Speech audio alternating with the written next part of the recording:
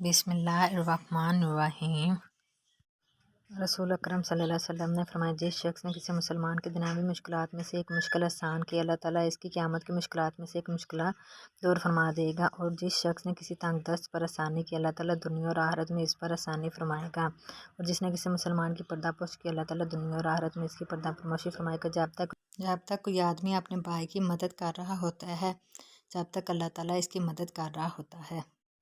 حضرت ایاز بن حمار رضی اللہ تعالیٰ عنہ روایت کرتے ہیں کہ میں نے رسول اللہ صلی اللہ علیہ وسلم سے یہ فرماتے ہوئے سنا ہے کہ 3 قسم کے آدمی جنتی ہوں گے۔ ایک وہ حکمران جو عادل ہے اور اسے نیکی کی توفیق سے نوازا گیا ہے۔ دوسرا وہ شخص جو ہر مسلمان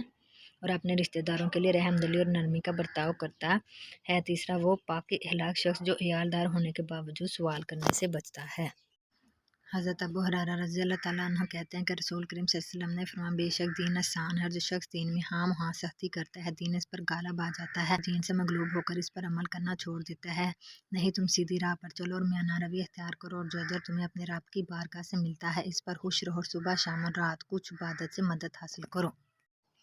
حضرت ابو ہریرہ رضی اللہ تعالیٰ عنہ کہتے ہیں کہ رسول کریم صلی اللہ علیہ وسلم نے فرمایا، ایک شخص 2 دھاری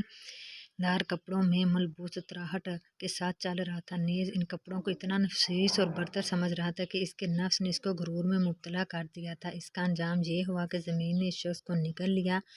اب وہ قیامت کے دن تک زمین میں دھنستا چلا جائے گا۔ حضرت ابو ہریرہ رضی اللہ تعالیٰ عنہ سے روایت ہے کہ رسول اللہ صلی اللہ علیہ وسلم نے فرمایا، اللہ تعالیٰ نے اعمال لکھنے والے فرشتوں کو حکم دیا ہے کہ جب میرا بندہ گناہ کا خیال کرے، گناہ نہ لکھو، جب کرے تو یہ گناہ لکھو، اور اگر ارادہ گناہ کر کے توبہ کرے اور گناہ نہ کرے تو باز آ جانے اور گناہ نہ کرنے کی نیکی لکھ لو۔